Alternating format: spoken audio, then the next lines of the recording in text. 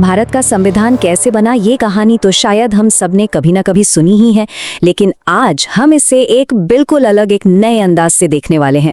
जरा सोचिए, हमारे पास है कुछ पुराने बिखरे हुए से नोट्स और इन्हीं में छिपे सुरागों से हम परत दर परत संविधान सभा के जन्म की पूरी कहानी को डिकोड करेंगे।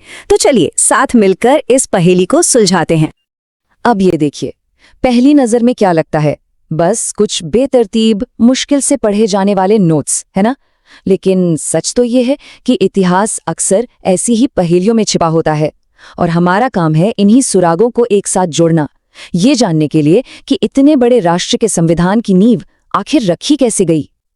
तो हर बड़ी चीज की शुरुआत एक छोटे से विचार से होती है ना?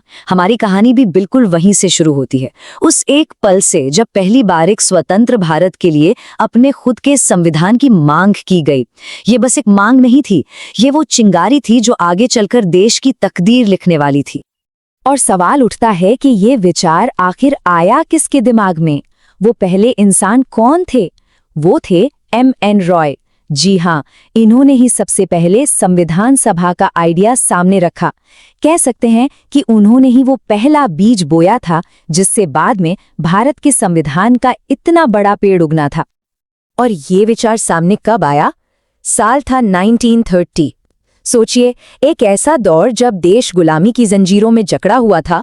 उस वक्त किसी ने एक आजाद भारत और उसके अपने संविधान का सपना देखा, और सिर्फ देखा ही नहीं, उसे दुनिया के सामने रखने की हिम्मत भी की। अब देखिए, कोई भी विचार सिर्फ एक प्रस्ताव बनकर रह जाए तो उसका क्या फायदा? ऐसा नहीं हुआ। 1930 का जो पूरा दशक था वो इस आइडिया के लिए बहुत बहुत अहम साबित हुआ। कई ऐसी घटनाएं हुई जिन्होंने इस विचार को जबरदस्त रफ्तार दी। ये टाइमलाइन हमें पूरी कहानी बताती है कि कैसे क्रांतिकारी विचार धीरे धीरे एक आंदोलन बन गया। देखिए, 1930 में M.N. रॉय ने ये आइडिया दिया। 5 साल बाद 1935 में भारतीय राष्ट्रीय कांग्रेस ने इसे अपनी पहली आधिकारिक मांग बना लिया। और फिर सिर्फ 1 साल बाद 1936 में ये सिर्फ एक मांग नहीं रही, बल्कि कांग्रेस का एक पक्का संकल्प बन गया। मतलब एक अकेले इंसान का सपना अब पूरे देश के स्वतंत्रता संग्राम का लक्ष्य बन रहा था। कमाल है ना?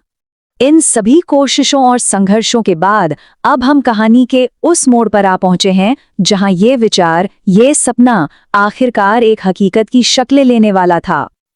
तो सबसे बड़ा सवाल यही है कि इतने सालों की मांगों, प्रस्तावों और इतनी मेहनत के बाद आखिर वो दिन कब आया जब ये सपना हकीकत में बदला? इस लंबे इंतजार का फल कब मिला? और वो ऐतिहासिक साल था 1946। जी हाँ, यही वो पल था, वो मोड़ था जब संविधान सभा का गठन हुआ। ये भारत के इतिहास का एक बहुत ही निर्णायक पल था। तो ये संविधान सभा आखिर थी क्या? अगर बिल्कुल सीधे और सरल शब्दों में समझें तो ये उन चुने हुए लोगों की एक टीम थी, एक ऐसी सभा जिसे सिर्फ और सिर्फ एक ही काम सौंपा गया था, आजाद भारत के भविष्य की किताब लिखना, यानी हमारा संविधान बनाना। चलिए, अब सभा तो बन गई, अब कहानी को थोड़ा और आगे बढ़ाते हैं और उस पल में चलते हैं जब इस ऐतिहासिक सभा ने अपना पहला कदम उठाया, जब ये सारे महान लोग पहली बार एक साथ बैठे। वो ऐतिहासिक दिन था 9 दिसंबर 1946। इसी दिन संविधान सभा की सबसे पहली बैठक हुई। अब एक अध्यक्ष की जरूरत थी, तो फ्रांसीसी परंपरा को अपनाते हुए सभा के जो सबसे बुजुर्ग सदस्य थे, डॉक्टर सच्चिदानंद सिन्हा, उन्हें अस्थायी अध्यक्ष यानी टेम्पररी चेयरमैन चुना गया। उस कमरे में जितने भी लोग मौजूद थे, उन सबका एक ही लक्ष्य था, एक ही सपना था, एक आजाद भारत का संविधान तैयार करना। तो कहाँ से शुरू किया था हमने? कुछ बिखरे हुए पुराने नोट्स से।